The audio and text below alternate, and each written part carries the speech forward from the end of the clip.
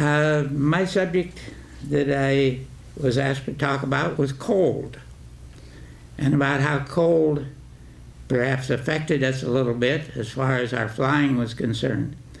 And I should start by saying I flew as co-pilot in a B-24, that's a 4-engine bomber.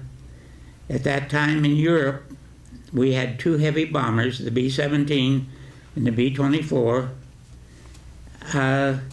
Remember that these planes, for the most part, were not heated, and of course they weren't pressurized in World War II, and they were drafty as all get out.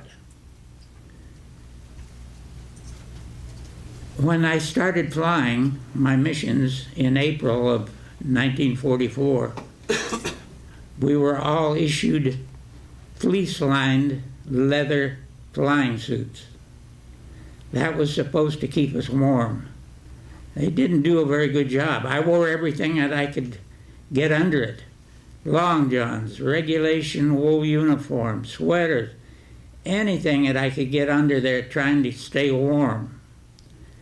At the altitude that we bombed at, which was 22 to 25,000 feet, the temperature ranged from a minus 40 to a minus 60 degrees below zero. Remember I said these planes were drafty. We had relatively little shelter from those temperatures. Now the co-pilot and the pilot and the bombardier and the navigator had a little bit of protection. We were sitting inside the nose of the plane. But one of the points I want to make is pity the poor gunners. They were in turrets that were halfway outside the plane. Whether it was a nose turret, a top turret, a belly turret, or an open waist window. These guys were, they were hit by 250-mile-an-hour wind stream. They had some protection in their turrets, but not a whole lot, because their guns had to operate, through the sides of the turret or front of the turret. And so they were getting hit by this wind at that temperature. Now, how did it affect you? You're medical students, so you know what cold does to your blood pressure. It sends your blood pressure up because your blood slows down, grows thicker. That was one effect. But there was another effect that's not very pleasant. Almost all of us had colds. Our noses would run. And at that altitude, what were we wearing? Oxygen masks that covered your face. You couldn't blow your nose. So what happened? The mucus would run down over your mustache, if you had one, over your mouth, over your chin, and then often freeze under your chin in the mask. On top of everything else that you were doing, that really, yeah, I'll leave it there. You can guess. One of the stories, or one of the things that I tell, particularly the young people when they come through on tours, and we get over into the gallery, and my leather jacket, fleece-lined jacket, is on the mannequin over there. And I tell them about the gunners.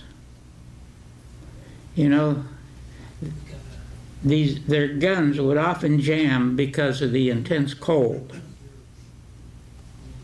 Just the slightest bit of moisture in a gun would jam it. Or perhaps when the gun was oiled, too much oil was left in the working parts, and that oil would congeal and jam a gun. So the gunners, when a gun would jam, they had gloves on, And incidentally, we usually wore 3 sets of gloves. The first set was a silk glove, and then a wool glove, and then a leather glove on top of that. So the gunner would use his hands and pound on his guns trying to unjam them.